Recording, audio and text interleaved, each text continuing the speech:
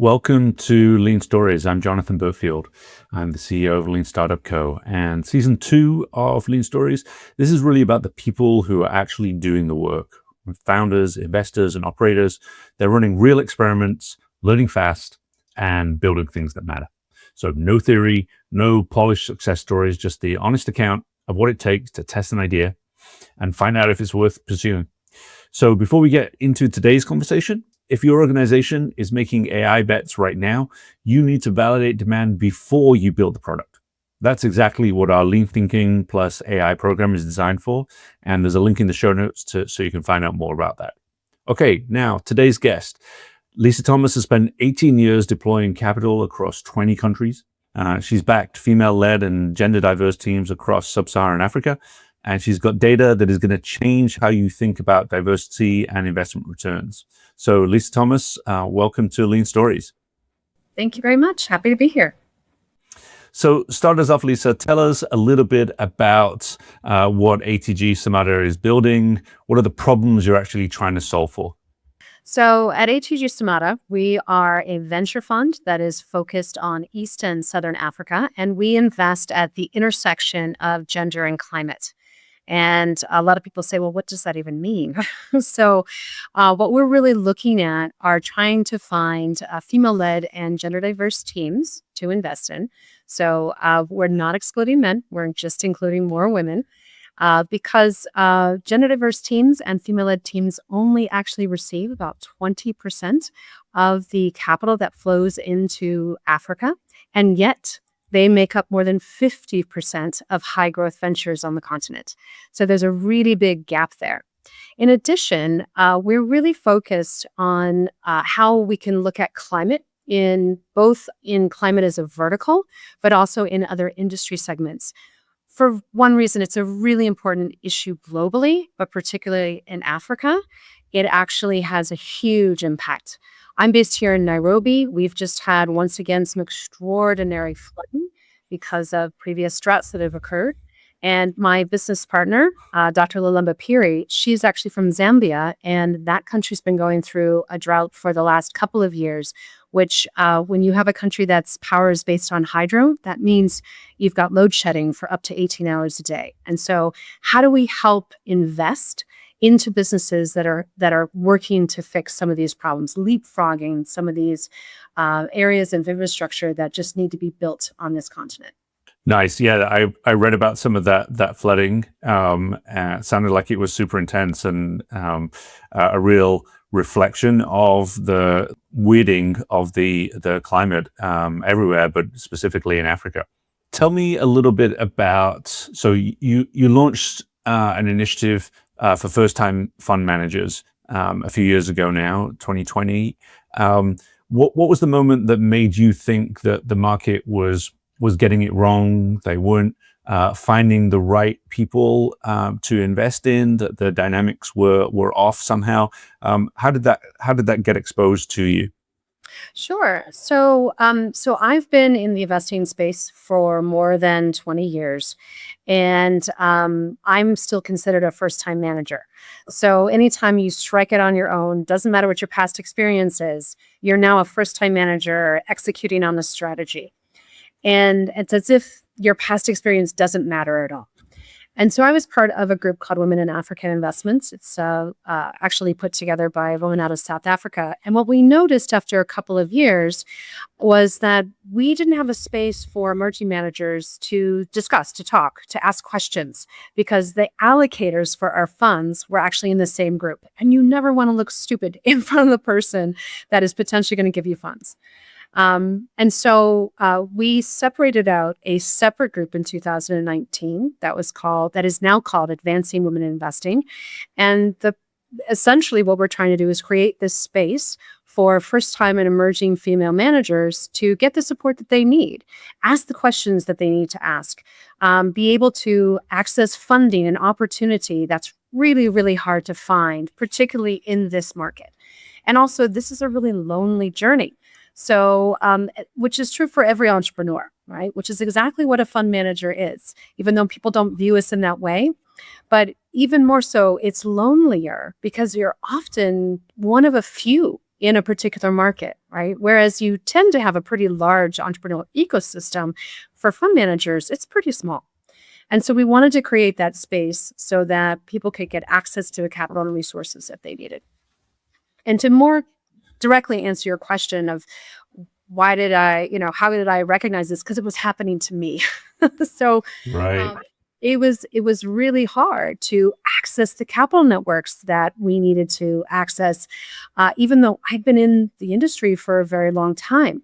I had actually pivoted out of private equity and into venture capital. It's a different set of allocators. So how do you find those investors?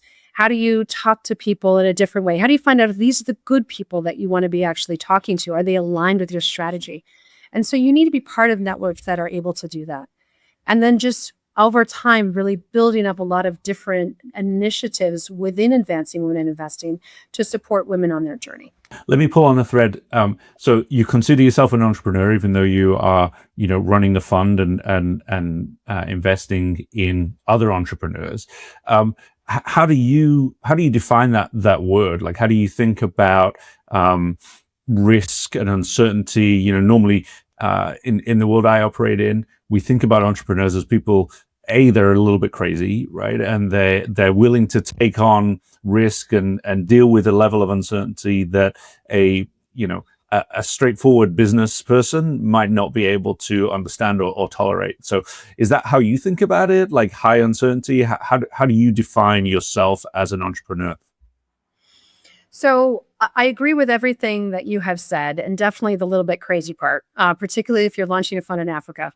You got to be a little bit, you have to be very risk averse, right? Because in these markets, there is a lot more risk involved, right? We don't have the infrastructure in the same way that you'd have in either European or North American markets, or even in some Asian markets.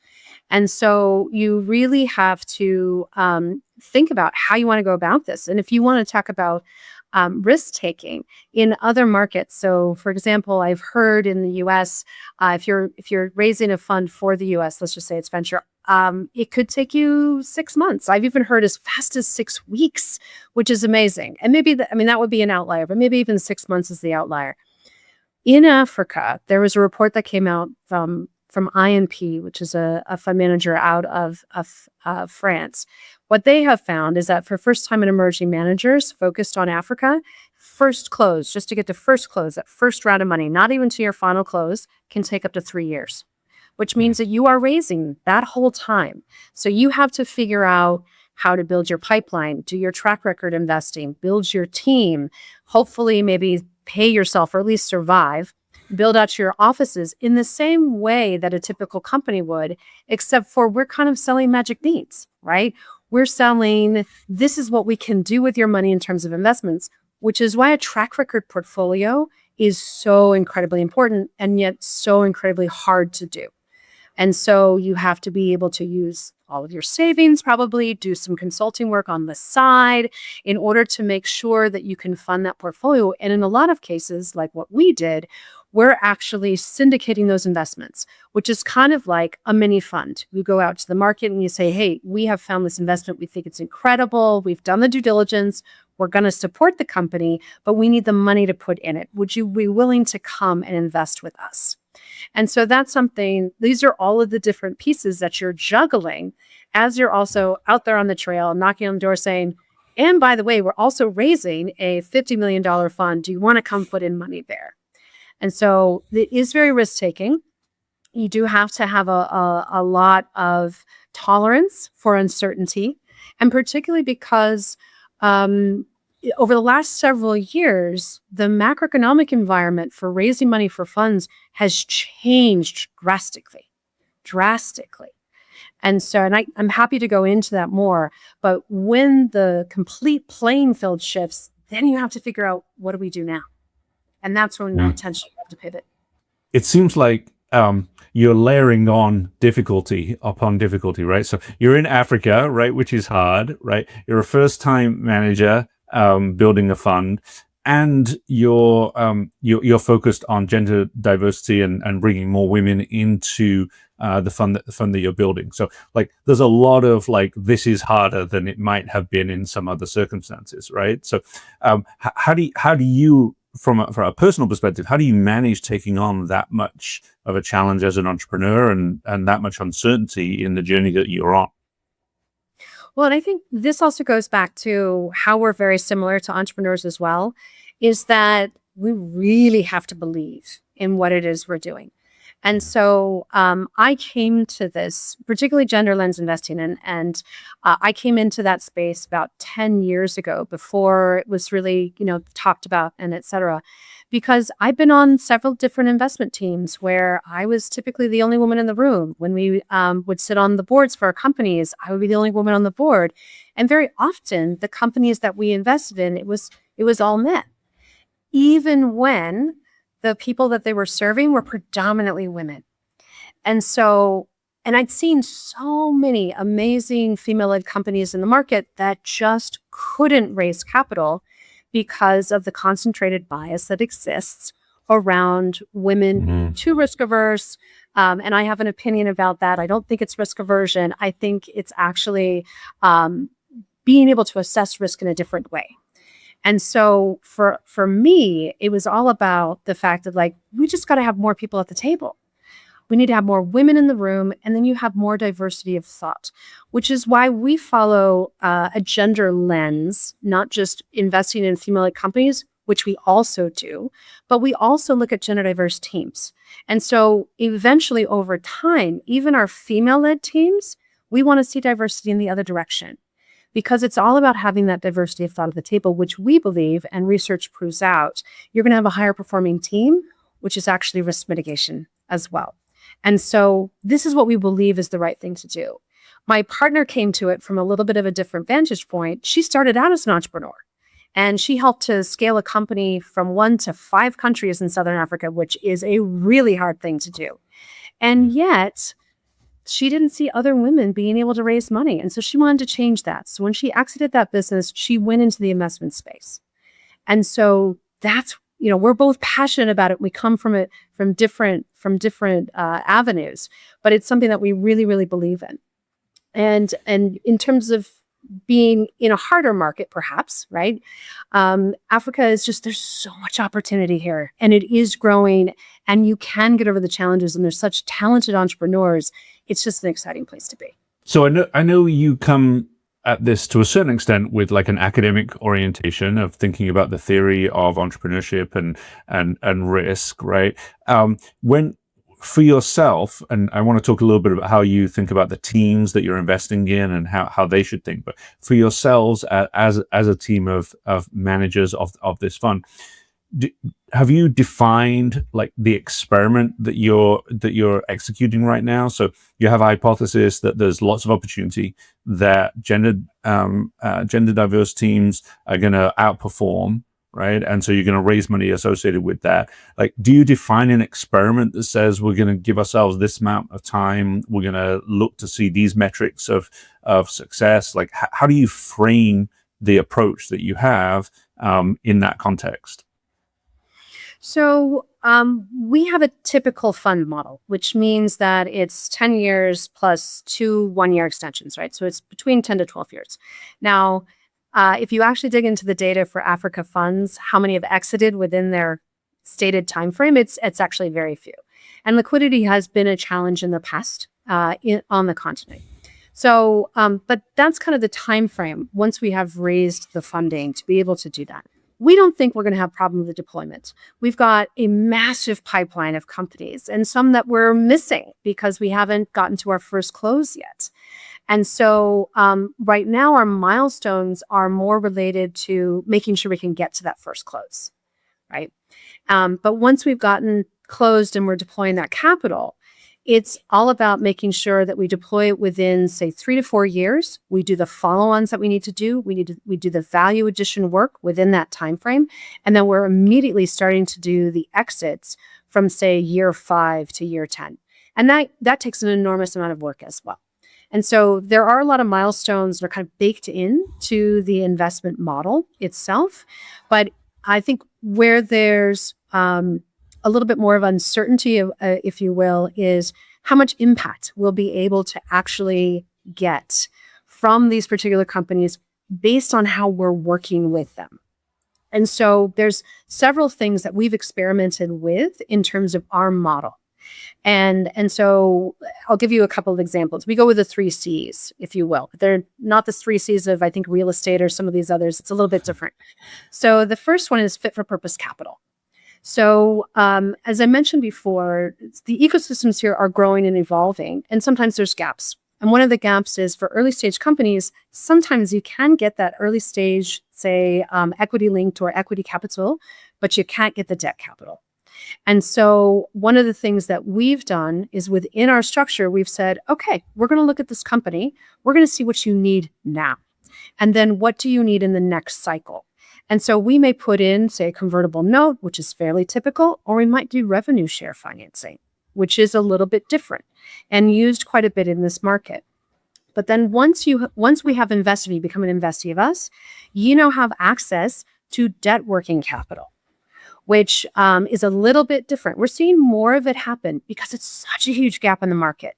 But a lot of companies struggle to continue to grow and to get to their next round, and say, like, if they're in their seed round, trying to get to their Series A, because they don't have that debt working capital to finance inventory, receivables, this kind of thing. And so that is what we have built into our model. And for fintechs, it's a little different. We would use it for on lending. We would provide it to them for on lending, I should say. Now, that's the first C. The second C is capacity building, value-added capacity building. So this is if you are in North America or in Europe or even in parts of Asia, there are so many service providers available for entrepreneurs. You can go to accelerators, and even at some of these co-working spaces, there's so many people there that can help you. That doesn't exist in the same way in all markets in Africa. Some of the big four, so Kenya, Nigeria, Egypt, and South Africa, these are really robust ecosystems, and there's a lot of support for entrepreneurs now. But even then, there's still gaps. So we ourselves need to work with our companies in a lot more ways than you might in other markets. And so we do some of this work internally, but we can also get capacity building from outside. So let me give you an example. So one of the companies that we invested in, they do value-added agribusiness. It's basically they create these amazing healthy snack foods, and they're based in Nigeria. And so the first thing related to the capital piece is after we invested, they couldn't get financing to actually to get this really big order. They needed to be able to pay the supplier to bring in the raw materials so they could process it and then be able to ship it off. And there just wasn't any financing in Nigeria. No one wants to go in there with debt. And the banks are too expensive and require an enormous amount of collateral. So we were able to step up. This was our first experiment with doing that debt working capital. And it worked perfectly. We know the company really well. We know exactly where the money is going. And we're also able to really provide that support. So let's just say something happened in the macroeconomic environment in the interim, and it was really hard for them to get dollars to repay us. We could extend the terms in some way, right? Because we know eventually it's going to come back to us. And that ended up working out really well. If you're on time, no problem.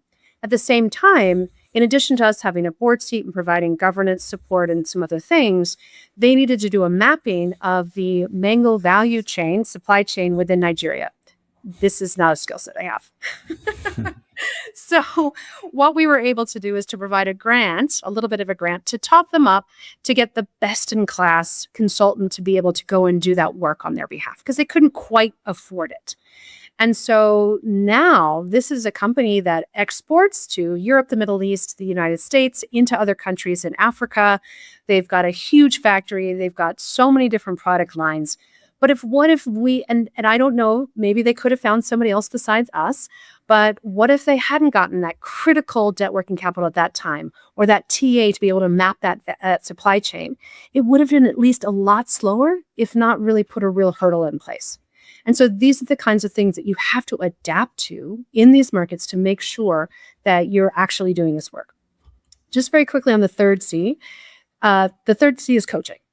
And so a lot of the entrepreneurs here are a lot younger in many cases. And so they haven't necessarily had a lot of job experience yet. They haven't managed people. They have great ideas and they're solving really big problems and they're having amazing impact. But as a company scales, it could be they don't know how to manage that growth and manage that people. And so we do a diagnostic at the beginning to try and understand where the gap's going to be and how do we support them in that journey so they can stay with that company as it grows for as long as they want to. Nice. And just following up on that third C, what are some of the dynamics that you're trying to introduce as you're coaching these young entrepreneurs in maybe their first venture? What are some of the mindset shifts that you're trying to introduce to them so that they can navigate that and kind of go through some of the messiness that is almost inevitable? Yeah. So one of the things, and this goes back to actually something else we do during due diligence, is we have two proprietary tools. One is around diversity, equity, inclusion, and one is around climate. Now, I want to focus on the diversity, equity, inclusion piece because part of the coaching actually is related to that. We do make sure that our companies and our founders and the senior management team already have a disposition towards particularly inclusion. But how do you create that? Right? And culture comes from the people at the top.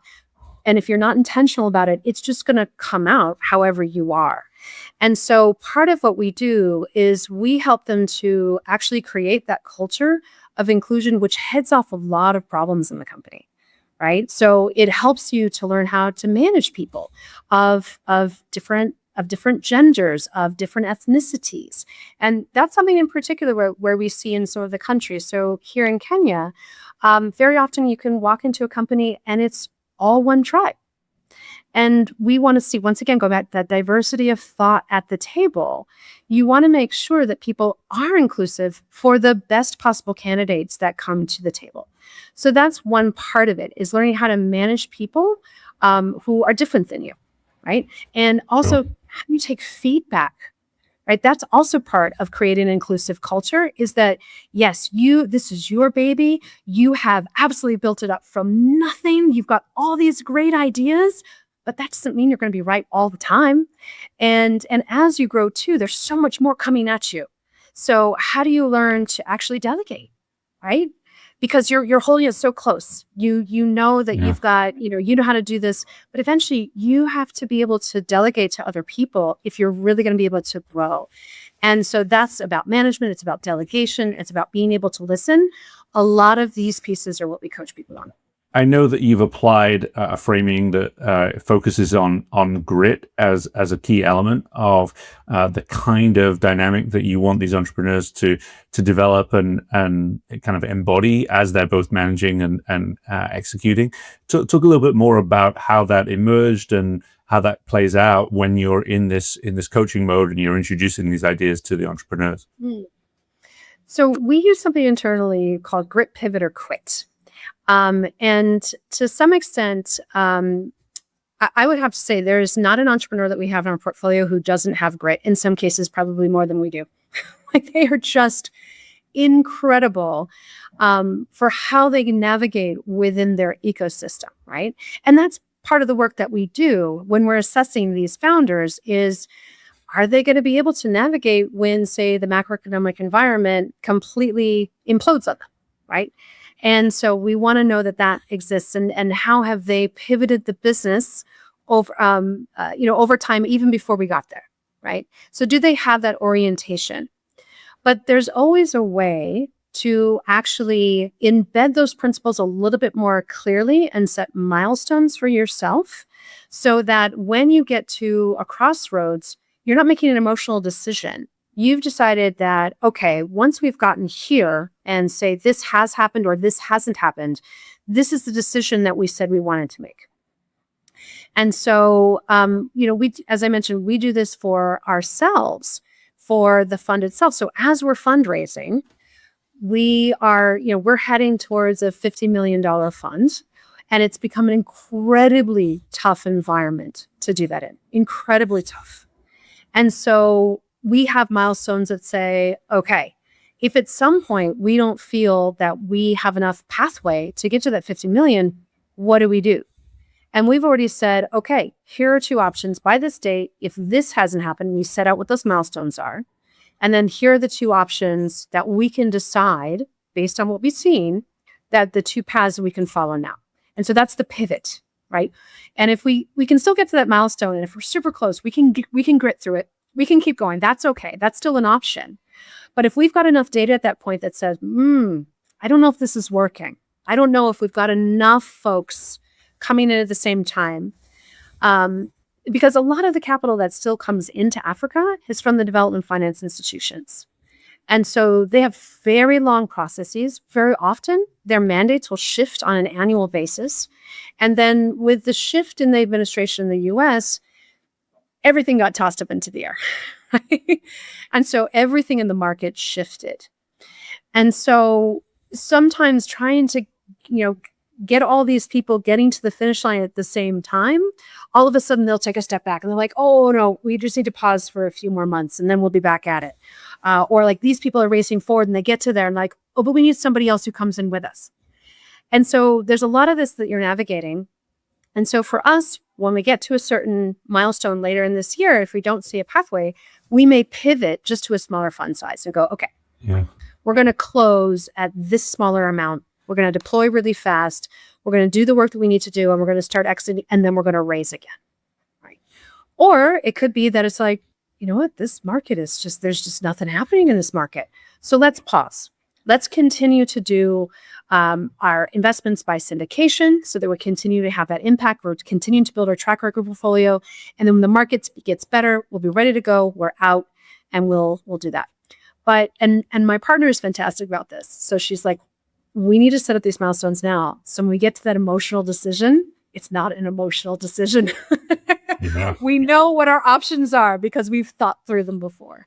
And that's Right. something that we have talked about with our companies as well, but it's something that we do apply to ourselves. Yeah, it's so true. Like the emotion is going to get in the way. It is going to be present, right? So, how do we find the right data to either balance or override that emotion? Where have you seen one of your companies that you work with, really embrace that evidence-driven pivot as a guiding light for them? Like, where were they and where did they get to because the data told them, rather than their grit being kind of, we're just going to keep going regardless? I've got two great examples of this, actually. So first, I'm going to talk about that company in Nigeria again.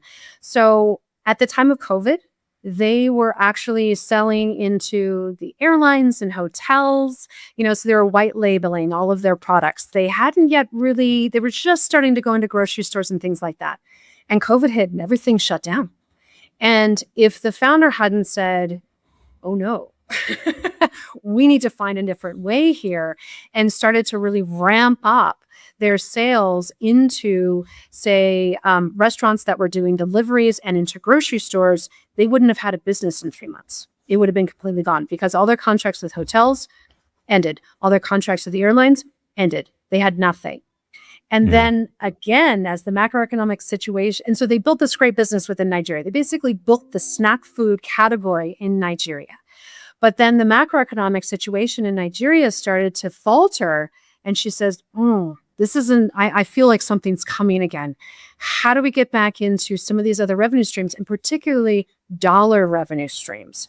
And so she started testing some of these markets. She tested in Europe, she tested in the US, and then she was able to raise more capital to build a bigger factory so that she can actually supply to these other opportunities, as well as also providing, large inputs to, say, biscuit making companies, right? So larger regional players.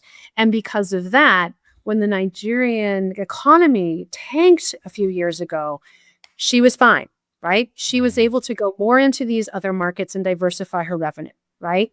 And so this is that kind of entrepreneur where you want to do a case study of every decision that she has made, because she's really been able to navigate through some really tough times. Yeah. The other company we'll talk about is we have a fintech in Zambia that was just growing, just constantly growing, doing great, had fantastic portfolio, very minimal NPLs, and then the drought hit. Right? And so businesses couldn't stay open because there wasn't any power. The farmers that they were lending to, their crops weren't coming in. And so they very rapidly pivoted the portfolio and got some great partnerships with some of these manufacturers that do solar water pumps and solar energy, and was able to then create an entire loan portfolio. We had an equity investment, and then we put a debt investment to fund this loan portfolio for solar transition. And so this is obviously, well, not obviously, but it became one of the best performing parts of their portfolio, because now you have farmers who can still continue the resilient, climate resilient, and you have these SMEs that can stay in business because the power is on. And so they were able to see that as both an unfortunate turn in the economy and for their portfolio, but then capitalize that on an opportunity so they could continue to have a healthy portfolio. Those are great stories. Just as we're closing here, so tell me about how AI is showing itself in your portfolio and across the markets that you're operating in. Where are you seeing either experimentation with AI or the presence of AI having an influence on how companies are developing and how they're executing against their vision? So we're seeing it a little bit in the fintech space. Now, we're not specifically, technology is part of the portfolio that we look at, part of the industry segments that we look at. But we're tying it to very specific industry segments. But we are starting to see it in certain places, fintech in particular, right? So Yeah. credit scoring, people are utilizing AI as an additional layer on top of their credit scoring to get just that much more nuanced data to be able to mitigate risk, but also differentiate in pricing. So we're starting to see that. We are starting to see it in the health tech space as well.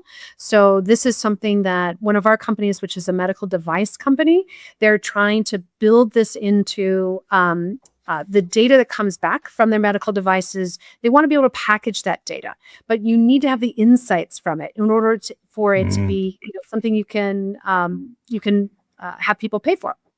So you can monetize. And so they're starting to look at how do you use that a lot more. And so we're seeing it in various places. Education, I've heard some people are starting to use that a little bit. But you can certainly use it in where, if you extrapolate out to, say, the agribusiness space, and if you're trying to look at the impacts of climate change on certain areas and whether or not you can lend into that, what are the supplies that are perhaps needed? Do you need more irrigation? These kinds of things.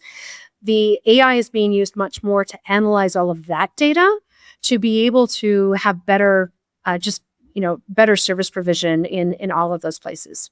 On the fund side, we're starting to see that quite a bit as people, and we're actually investigating this as well, building an AI layer to do that first scan of anyone who comes in, say, through our website, right? So anyone that we don't cultivate ourselves by going out and meeting in the market through another entrepreneur or through another investor, we also have an intake form. And so it takes a lot to go through that. And so if an AI can go through more of that, that could be something that it really makes our processes more efficient. Yeah. Some great stories here, Lisa. So I appreciate it. As we wrap up, what does the next 12, 18 months look like for you in terms of finding entrepreneurs, coaching them, building out your fund? What's your perception of where things are going for you in the next period of time? So we feel we've got really good momentum to get to our first close within the next 12 months. And so in that interim period, there's going to be a lot of work just focused on that. We still need to manage the portfolio that we have now, but we're actually going to start exiting some of that as well. So it builds on the track record if you can exit some of these investments. And then continually building pipeline, right? That always happens. We got to build pipeline. And then for those who are in a portfolio, part of that is also in part of that management is helping them get to that next round. Right. So we're not in private equity where you put one in and you're done and then eventually you sell. You're probably going through 2 or 3 rounds with these companies. And so you need to be able to support them in that effort as well. And so that's really where our next 12 to 18 months is, just really shoring up our funding, getting that deployed, managing our investments, and getting some of these exits done. Yeah. Amazing. Well, Lisa, really inspiring to chat with you. Really appreciate your time. Best of luck in getting through that and really building something powerful. So thanks so much, Lisa. Thank you. That was Lisa Thomas, co-founder and partner at ATG Samata. A few things that struck with me from that conversation. The pivot from doing good to doing well. Lisa didn't just believe that gender diverse teams outperform. She went out and found the data to prove it. So what she found was that 10 to 20% incremental net IRR returns. That's not a social argument, right? That's a performance argument. The 3 C's, fit for purpose capital, capacity building, and coaching. Not just writing checks, actually getting in the trenches with founders when the macroeconomic environment implodes on them. And finally, grit, pivot, or quit, which I love. Setting your milestones before you're in the emotional moment. So when you do hit those inevitable crossroads, you're making the decision based on evidence, not on fear. That's lean thinking, whether you're backing founders in Nairobi or running an innovation portfolio in a Fortune 500. So links to ATG Samata and the Advancing Women in Investing Foundation are in the show notes. And if your organization is one of the many that are making AI bets right now, before you build anything, validate the demand. Our Lean Thinking plus AI program helps teams do exactly that. 2 to 3 weeks, a readiness assessment, a 90-day roadmap, link in the show notes. Until next time.